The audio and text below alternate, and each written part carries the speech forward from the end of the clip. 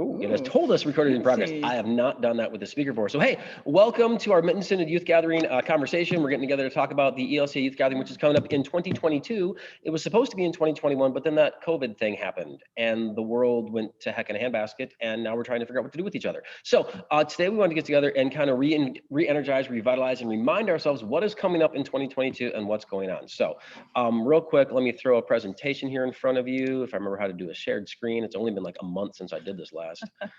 Which is actually the longest time it's been in a while since I've ran a Zoom meeting. Here we go. So we have a few people with us in person, not in person, online, and we'll go from there. Can you guys see the presentation? Yes. And now it's probably going to go full screen like I told it to. There we go. So hey, welcome. So again, the Mitten Synod, the ELCA Youth Gathering is going to be in Minneapolis, Minnesota on July 24 through 28. And I am Pastor Dan Shavy, and this is Megan Floyd. I am our Synod Gathering Coordinator, and Megan is our Synod Day Coordinator. And mostly, we just want an excuse to get together and hang out in an afternoon. Yeah, we're tired of being at home. Yeah, it's been a lonely time, so we are glad we are together, and you two are joining us, and everybody else joins us later.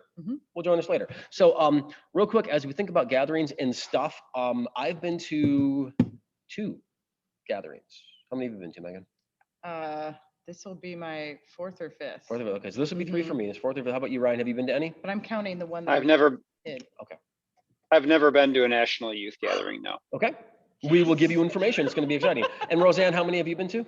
I have not been to any in person. Woohoo! What? Newbies! Wow. My goodness. We got lots of stuff to tell you. Everybody else is watching online like they're going to tell us, but they're not in the Zoom, so they don't get to have any input. So I'm just going to keep the dialogue and throwing the shade going. At the National Youth Gathering, not national, ELCA Youth Gathering, we take the national word out. It's right. A whole branding thing.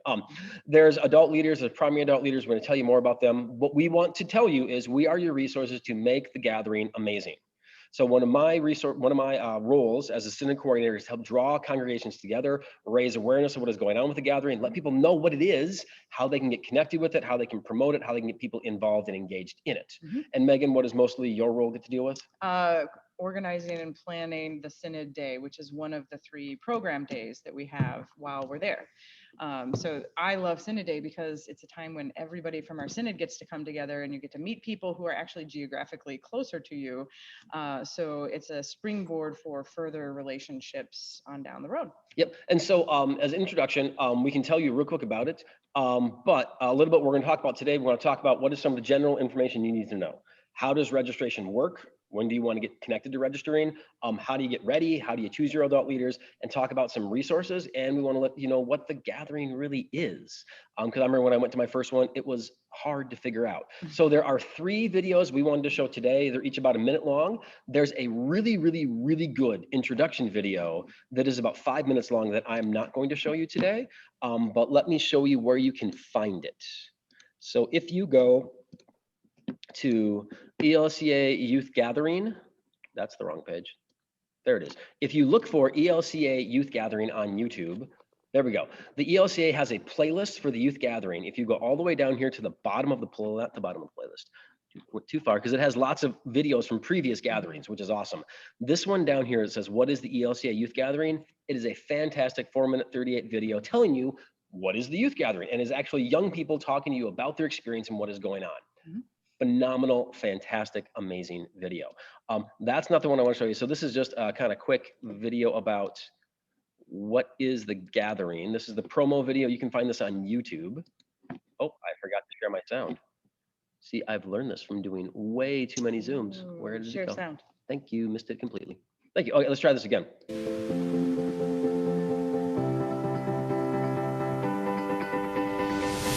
God's presence was so massive. I thought that the roof was going to blow off the building.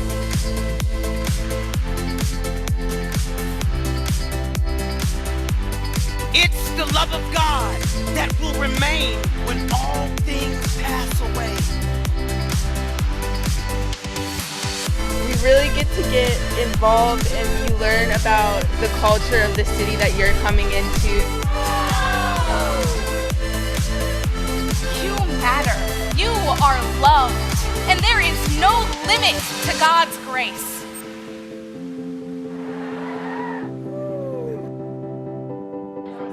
If our joy is only for us, then it is not God's joy. God's joy is for everyone. God was there through prayer from my church and friends. God was everywhere.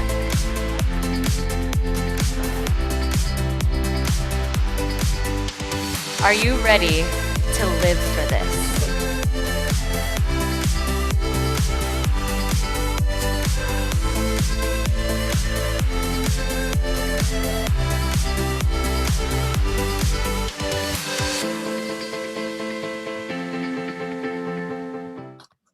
So that's the introduction to the gathering, which is a really good deal. And so as we think about it, the theme this year is boundless. But before we do that, I want to tell you a little bit more what the gathering is. So you two don't know, and other people might not know as well. So the gathering is a 5-day event. It starts off with an afternoon start of opening worship, where we gather together in Convention Center, which will be US Bank Stadium in Minneapolis, with 20 to 30,000 people from our denomination. A few of your closest friends. Yeah, for worship. It's phenomenal and amazing. And then every day of the gathering concludes with evening worship as well. The last day of the gathering, we have what's called closing worship, where we gather together in the morning, we share Eucharist together and have an amazing, wonderful time. Let me tell you, communing with 30,000 people is an experience. It really is super powerful. The other 3 days of the gathering are 3 program days, and you rotate through them based on your congregation. So the 3 different days are, one day is Synod Day, where we gather together with our synod to do activities for the day, and then go to closing worship. We'll get together, we'll have some fun, we'll do some service projects, more about that in a little bit. Another day is a service learning day, where we gather together for a service project in the community to do something with one another. And you're going to be with groups from all over the nation and or world. For service learning day, and then you debrief and have some time to think about it. And then the other day is interactive learning day, which is amazing, which is where they take an entire convention center, not a room, but the whole convention center, and fill it with every ministry the ELCA is connected to. And they are all doing different activities, interactive things to help young people and everybody else get to understand what are all the ministries you are connected to and have interactive experiences. It is phenomenal. They're going to salt in some led Bible study time on that as well. We'll get to that in a little bit. So those are the 3 days that you cycle through. Each day is one of those, and then you have worship in the evening each day. So it's this big 5-day event where we all gather together in some place, put on our orange shirts for service day, and invade the community. And the community loves it. I mean, there's always community organizations. If there's been times the gathering has gone back to locations, and people will say, "Oh, you're with those orange shirt people," because we all wear an orange shirt for service learning day. Yes. Awesome. And you should get matching shirts for your other days. And so there's always thousands and thousands of young people wearing brightly colored shirts. And there's this beautiful aerial photo from Detroit when we had the launch in Hart Plaza. And the newspaper said they called it a Skittles explosion because there's all of these brightly colored shirts. But actually the matching t-shirts are love really them. But they're really important actually, because it helps you find your group. Yes. Yes, if you want to do it. So as we think of crowd management, we have all sorts of ideas for that. The theme for this year's coming gathering is boundless, and thinking about God's love being beyond measure. And it comes from Ephesians chapter 3. You can see a lot of it here, talking about how we're bound not just by sin, but by the expectations of others. And how does it mean to be filled with what God has for you? And that's a lot of what the gathering is going to be focusing on this year, is how do we get connected to all of those ideas? If you have questions, just yell. Otherwise, we're going to keep plowing through stuff. The mission of the gathering is faith formation in teens. So it happens through worship, it happens through interactive learning, happens through Bible study, happens through service, happens through fellowship, happens in all the ways we get together with one another. The goals of the gathering are, as you see, to affirm and challenge people in their faith, to help them experience new perspectives, to ponder their vocation, and to bond with their congregational group and learn more about the ELCA. One of the things I most love about the gathering is it takes people who think church is the congregation you're in. Or the congregation and the other one down the street that you sometimes partner with and sometimes yell at each other, and says, no, you're part of something way bigger. And you get to see mission organizations and get connected with groups that are an expression of the ELCA, that are literally the first on the ground responders when disasters hit around the world, and realize that you are a part of that. We don't talk about that a lot in congregations, and it's hard to get young people and even adults to experience that. It's hard to wrap your mind around it. It's crazy. And at the gathering, you see that every day. It's absolutely amazing. And so I love that aspect of it. And it's a phenomenal faith experience for folks. There are 2 gathering pre-events that I'm sure neither of you know about. One is called MILE, Multicultural Youth Leadership Event. It happens the week before the gathering, and it's for youth of color or whose first language is not English, and it's held at the University of St. Paul. It's very inexpensive, and let me show you a video about it because you have no idea what it is. And the crazy thing is, a lot of people don't know what MILE is. So let me, if it decides to work, there we go. We want to open the file because, you know, we had it ready and then it decided to crash on me. That's not where we want to be. What's it called? That's not that one. Made free. That's the one I want. So this is a quick little promo video. This is also able to be found on YouTube.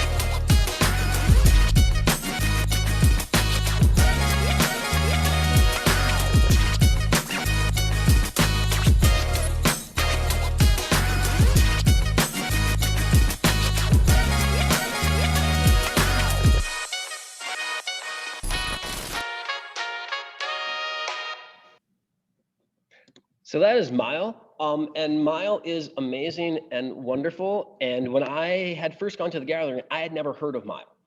I never knew there was this multicultural expression that happened within our denomination. And it is an amazing thing that I really want to highlight for our synod to say, how can we take the young people in our midst who understand themselves as being a part of this group and say, how do we get you there to experience this? Because oftentimes in our congregations, there are a person of color, a family of color, maybe 2-3 people of color who might really feel out of place. And let's face it, the statistics still show us the ELCA is one of the whitest denominations, if not the whitest denomination in the country.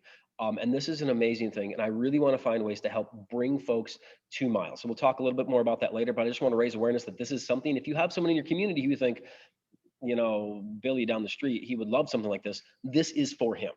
And it happens the week before the gathering, and then you roll right into the main event of the gathering, if that makes sense. And the registrations are all connected to each other. It's awesome. Registrations open in September. We'll get to that in a little bit here. Table is another thing I had no idea about when I went to the gathering the first time out there.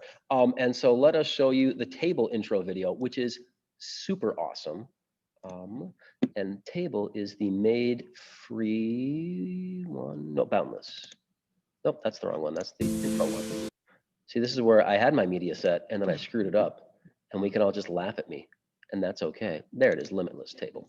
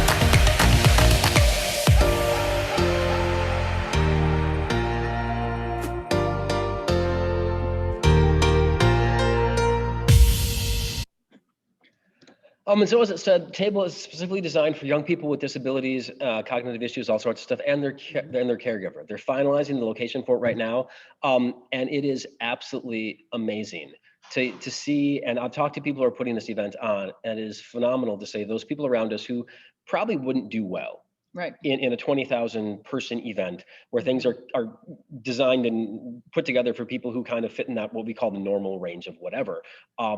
to have this amazing event designed specifically for them where they can come Right. and they can receive and talk to folks who are just like them and let them know that God loves them exactly as they are. It is an amazingly powerful, wonderful event. I really want to try to raise awareness about this event for those families in our communities who could say, you know, my son, my daughter, you know, my nephew really is struggling to find their place in the church. Mhm. And this is a way where the church is saying, you have a place here. Right. And this event is exactly for them.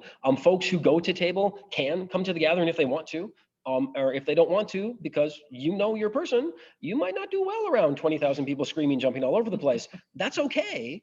Table can be a standalone event as well. Yeah. It's absolutely amazing, and I'm super excited about it. And excited to try to draw families together and say there is a place for your son or your daughter in your church, as you know, but also as a larger church expression, there's a place for you here at the table. And it's absolutely amazing. So those are the two gathering pre-events we don't talk enough about, and we're going to try really hard this gathering cycle to Talk raise more awareness about about both of these and say these things are happening. We want to get people connected to them. We want to make entry into these things as easy as possible for folk. Yeah. That is something I want to take on personally to say, I know there are people who will get immensely more out of these events than maybe they'll get out of anything else. And if we can get them connected to these things, I'm going to be super excited and happy about it. If you know, some more folks can go, that'd be great. So how to promote the gathering, just like how you promote any other youth event. You know, call people, make a personal invitation, send out emails, send out text messages, you know, mail things, go bang on somebody's door, just give information out to people. There's tons of social media stuff out there. Tell people to gather, to follow them on YouTube, Facebook, Instagram, whatever social media you're on, the gathering's on. Check in, plug in, you'll get encouraged to see what's going on. There's a blog out there that's going to be reawakening.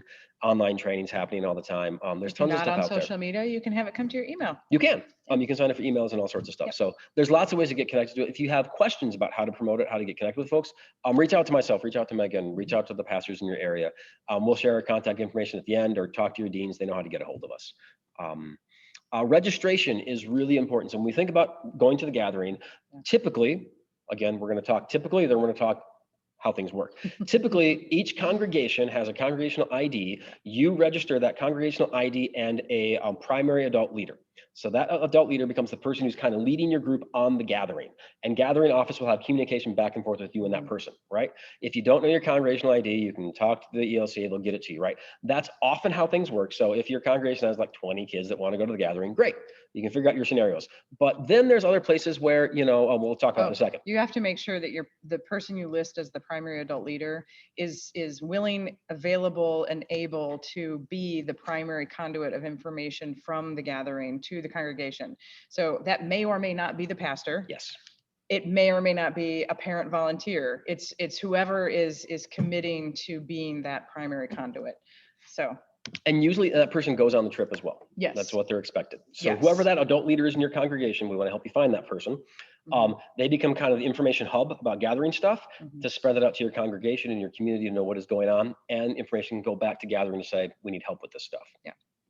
Before we talk about, you know, non-normal groups, registration information, which is really important. The most important thing is the early bird registration. This right here.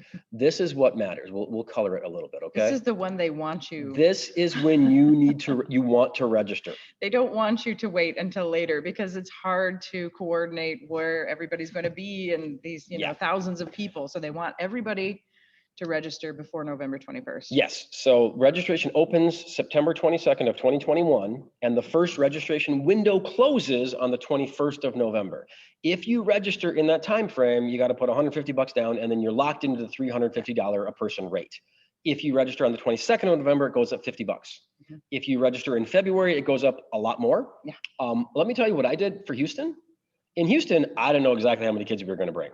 I thought we were going to bring about 12 kids. So I registered my kids as kid 1, kid 2, kid 3, kid 4, kid 5, and got us in the early registration window. Yeah. Gathering doesn't care what their names are. They care about numbers. Yeah. Okay, does that make sense, friends? So if you think you're going to get 10, register for 10. It's a lot better to put $150 in here than having to put $150 in down here and then pay the $440, if that makes sense. Yeah, because by that point too, we will have also worked on transportation and housing. You as the adult leader are shuffling your own people into rooms and whatnot. And so if you have 5 boys, if you assume you're having 5 boys and suddenly you end up with 5, 2 girls and 2 boys or whatever, then your housing ends up looking different. So it's important to think through those things. Yeah. So the really important thing is register as early as you can. It'll Mhm. save you money and it makes it easy for gathering. Please do it. And then the final deadline for payments, they've let us know, is June 22nd of 22. Long ways away, but it's good to keep deadlines on our brains, right, friends? Right. So as we think about registrations, this is what you can do. So when I was in seminary, I worked at a small church in Monticello, Minnesota. We had like 10 kids in our congregation that wanted to do stuff, which is a good number of kids. But there were 2 other churches in our community that also wanted to do stuff. They each had like 3 kids. It's kind of hard to do a big, massive trip when you have a group of 4 going. Right. It just is. So what we did, the 3 of our congregations yoked ourselves together and said, we're going to go on these trips together. And so we made a community group called the Holy Faith Community. We took a word from each congregation and we made a big group. And then we split the costs based on the number of participants by a fraction into each group to say, okay, you know, of the overall registration, each person's involved for the registration, but then the extra costs, which we'll talk about in a second, each congregation is responsible for these portions of it. You can work together with a congregation, your neighbor, to say, okay, I have 2 guys that want to go, you have 3 girls, but I only have 1 girl that wants to go. So if we're going to do our housing, that 1 girl is going to get a room to herself. That's going to be really expensive. So to say, get together with the church Also, nearby. the 1 girl needs a female adult leader. Yeah, to be connected with her again for Yeah. safety guidelines and all that stuff. So to say, okay, you can get together with the other churches in your area and say, okay, our 4 congregations are going to get together. We got 25 kids that are going to go between the 4 or 8 of our congregations. There's this many boys, this many girls. We're going to each supply so many adult leaders and work together as a community. And you can make everyone have a better experience and make it easier for all of your like planning, overhead, getting everything ready. So if you want help with that stuff, let me know. I'm glad to help you figure that stuff out. I got a brain for numbers and stuff, so that's why the fractions things works for me. But it's better, and there's lots of congregations that like to lean on each other with that. And then on the flip side, So can I jump in? Sorry, I know you were recording and you're going fast. I just want to make sure, because I don't know how this is all going to finish out. Like this is mostly what I'm jumping in on this meeting for, because I might have at most 3 youth. I'm thinking 1 or 2. So to do this trip by myself is kind of silly. So just want to throw it out there that I would like to partner with somebody. That is all. Yeah, and I would say that's actually probably the norm across our synod. Yeah. In our synod, a lot of our congregations are not the size of Trinity in Grand Rapids or Prince of Peace and Portage. There might be 2 kids from your church that want to go to the gathering. We want them to get to the gathering, which means we want to help your congregations get connected to each other. So Pastor Ryan's 2 kids and, you know, somebody else's 3 kids and somebody else's 1 kid can all make a group of 10 or 8 or whatever the number is and go together. And share the overhead costs. So each congregation doesn't have to send 2 adults on this very expensive trip. Each congregation can spend, I don't know, half of the adult cost to make sure everybody gets to go together. We really, really, really want to help yoke congregations together to make this trip and this experience available for everybody. If that's something they want, because I will also share that having a smaller group means you're more flexible, you can move around easily, maybe you can all fit in an Uber together. That's something to consider too. The larger your group, the more moving pieces you have, the harder it is to feed everybody on, you know, so it's personal preference, but I absolutely think if you've got 2 kids and yourself, let us help you get connected to some other congregations. And when it comes to housing too, even if you're not yoked with another congregation, our synod will all be in the same hotel. And then we'll talk later about transportation to and from, which I think will make your life easier as well. Yeah. So we want to find ways to make that simple. So, you know, Pastor Ryan, you don't have to send yourself and 2 kids and maybe an extra adult to this event to get together with another church and say, well, we can send our 4 kids together. And it's easy to do that. One of the connecting features could be through the conferences, you know, but you'll get help with that, you know. And that's what we want to help you do. Yep. We want to try to help make it easy for people to get going on this experience so that, you know, that 1 kid who goes to, you know, a church where he's the only kid in the church, where they are, and they can experience this thing together. And then also the earlier that we can start establishing these relationships, the better, because there are getting ready materials that are scheduled to launch next week, I think. And it's a curriculum that has once a month pieces. And so that's an opportunity for you and the congregation, the other groups that you're going with, to do these materials together. So you have the opportunity to start building that relationship before you actually go. So you're not showing up and everybody's a stranger. Yep.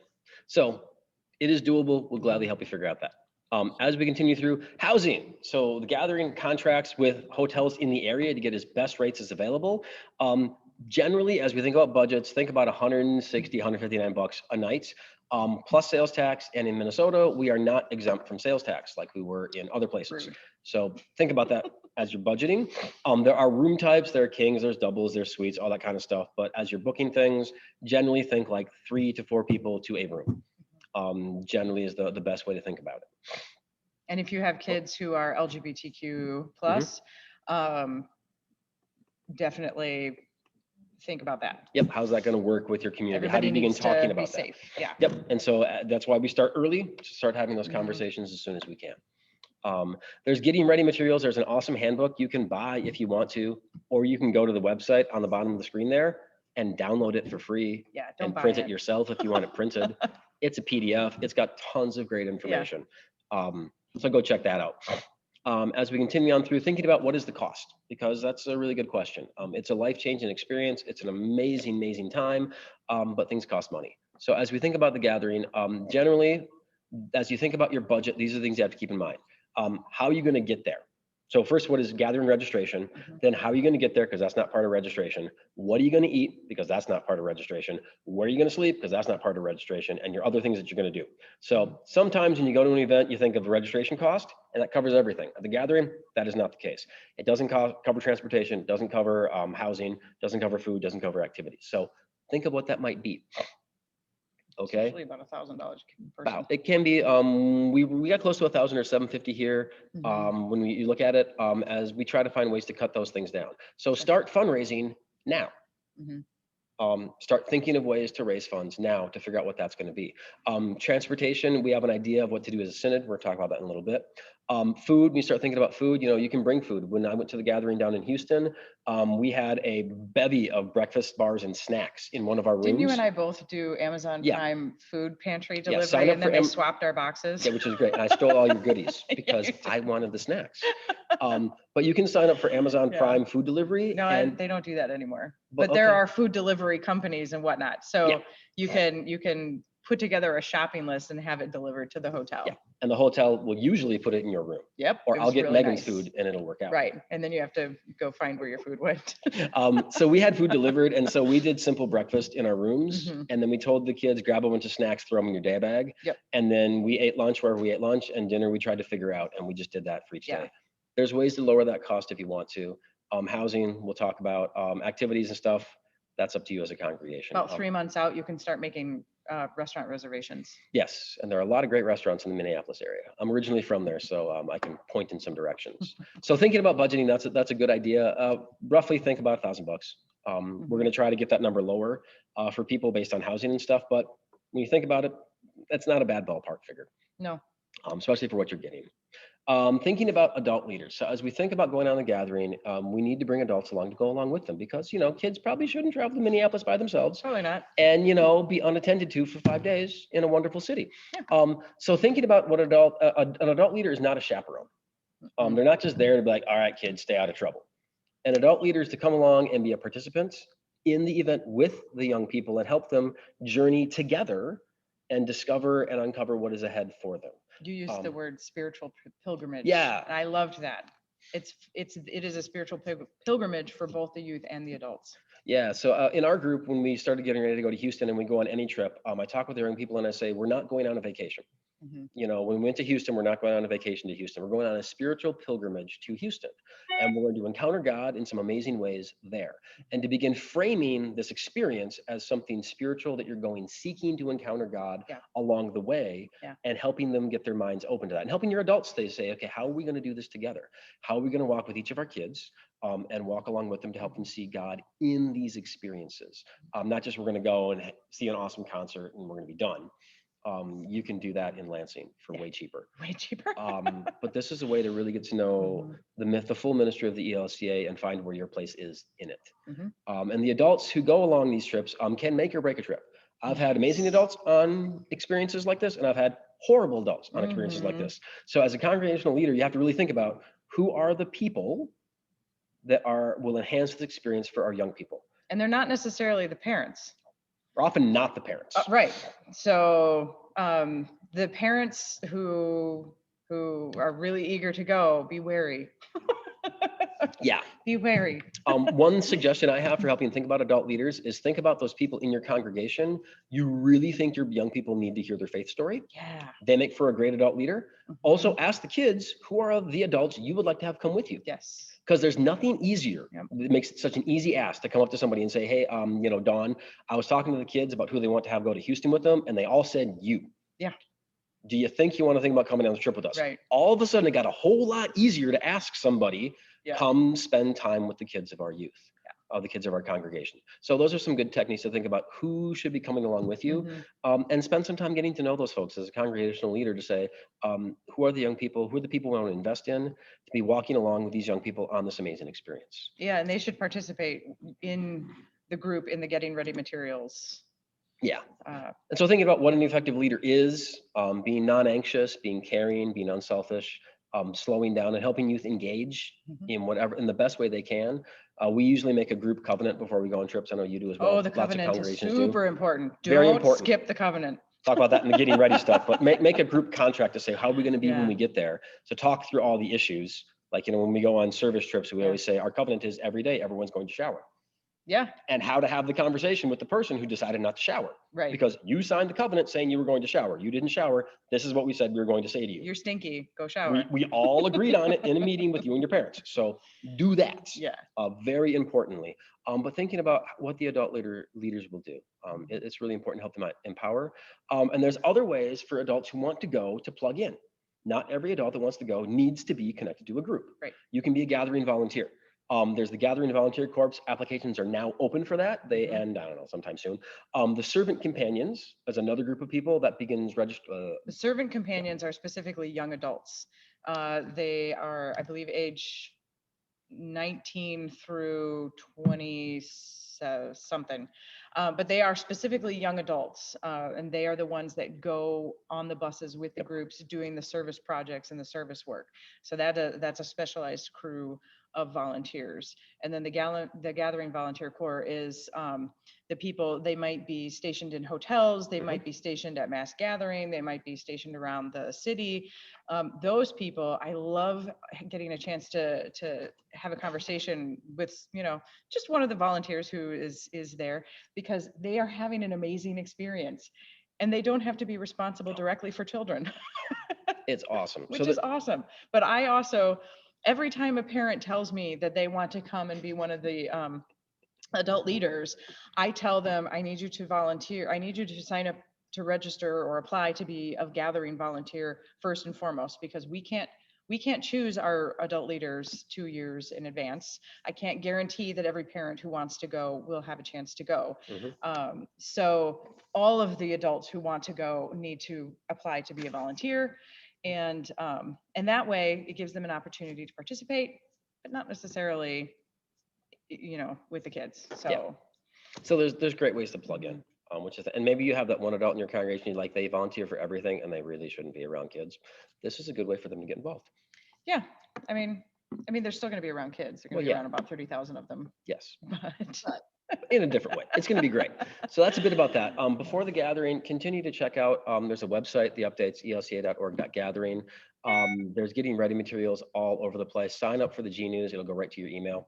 If you haven't, tell parents to sign up, tell young people to sign up, so they can get informed and know what's going on, and start to think about yourself as you intentionally prepare for this gathering experience. And remember, it's a spiritual pilgrimage is how I like to talk about it, to say, we're going to go on this journey.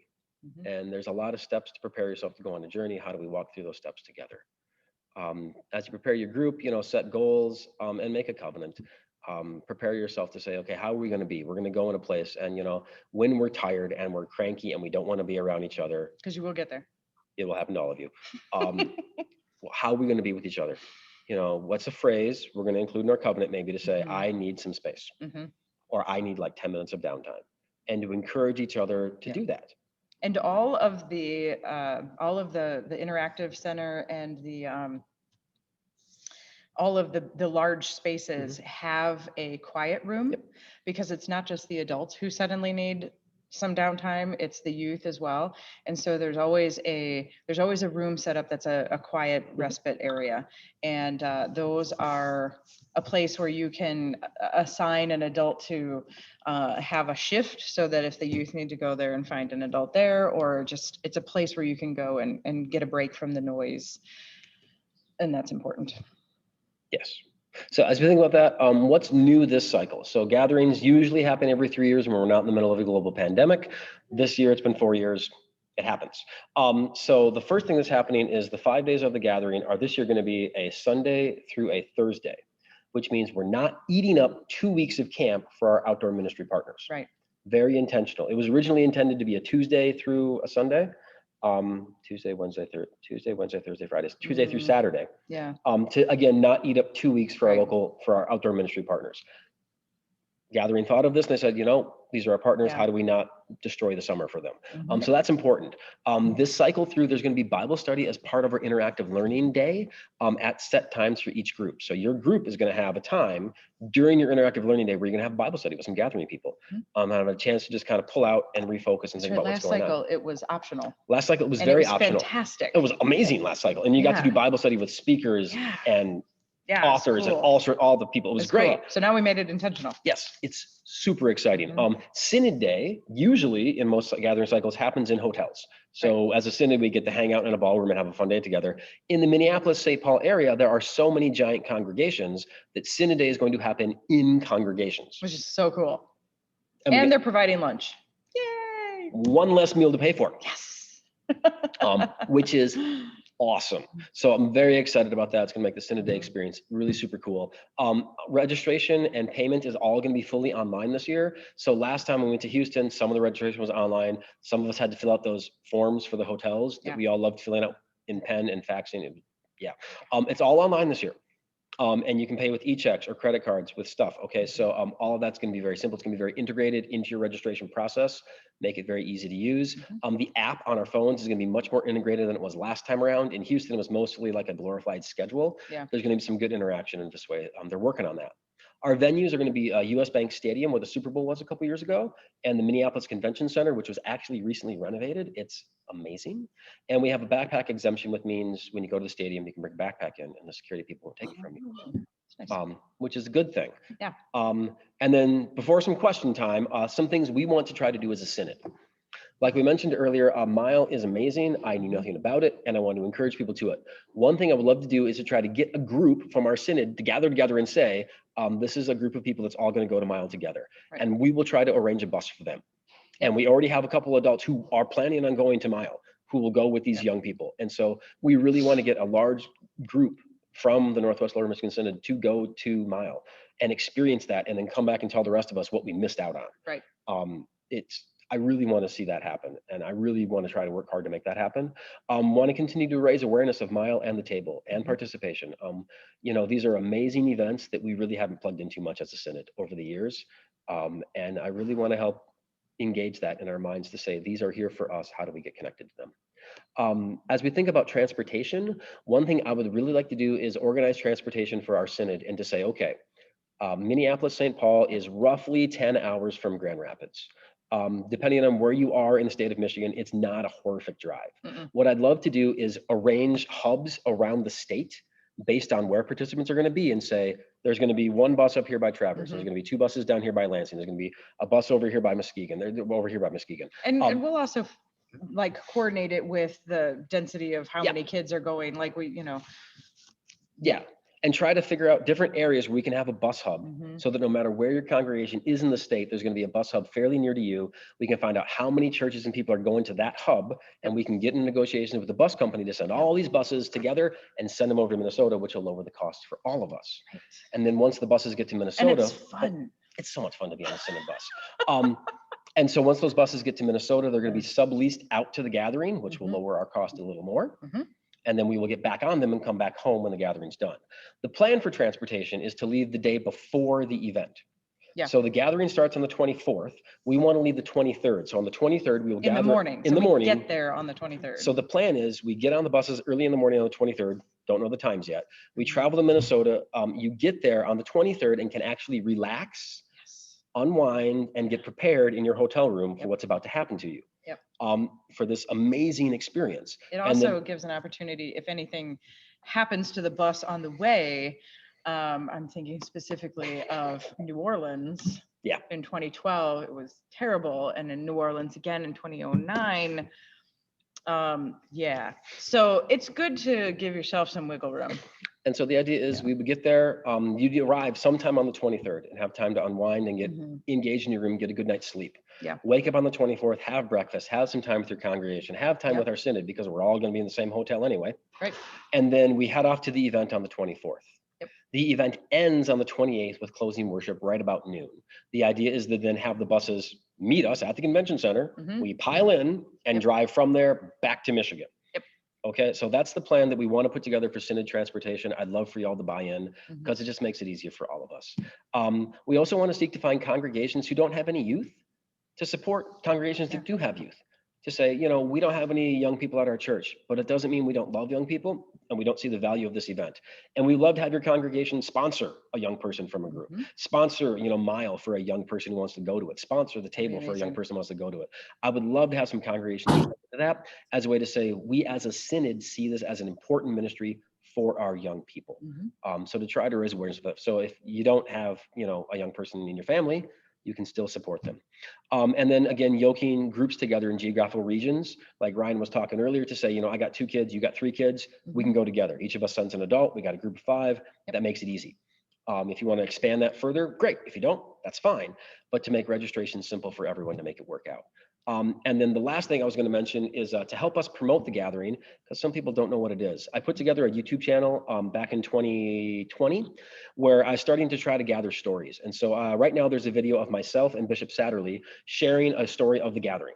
And I'd love for other adults and young people and anyone who's gone to the gathering to, if you email me or text me or whatever, if you send me a video of your experience of the gathering, make it a minute, 30 seconds, whatever. I'm saying, I went to the gathering and this is what I felt. I went to the gathering, this is what I experienced. We're going to collect those on a playlist. And so any congregation can say to the young people, hey, you don't know what the gathering is? Here's like 12 people talking about it. You can hear in their own words what the experience is. There's also a blog that comes out with stories of people's experience of the gathering. And that's always fun to read too. It's people from all over, and also people who were leaders, people who are part of the volunteer teams who are making it all put together, and how did they get inspired to start giving of themselves to this group. So again, just ways to try to help raise the story and raise what's going on and how awesome this event is. A couple places to plug in. Those are all of the social medias for the gathering. If you have questions, you can call the gathering. They will answer. I've done it before. Here are some of our local synod stuff. I just set up a new email for us, Mitten Synod Gathering 2022. I'll get it. You can call me here at Trinity. If you leave a voicemail, I'll get it. If you look at Trinity, you can probably find my cell phone. It's not that hard to find. Our YouTube channel right now is Mitten Synod Gathering 2021. I can make a 2022 one if we need to. It's not hard, and I'll just migrate the videos over. And I made a Facebook group called Minneapolis Gathering Mitten Synod. It's active. If you join it, you can ask questions on Facebook that way. Is that the same one as last time, or is it a new one? No, it's the same one that I put up last time. See, I didn't put a year on that one. I actually learned something. Right.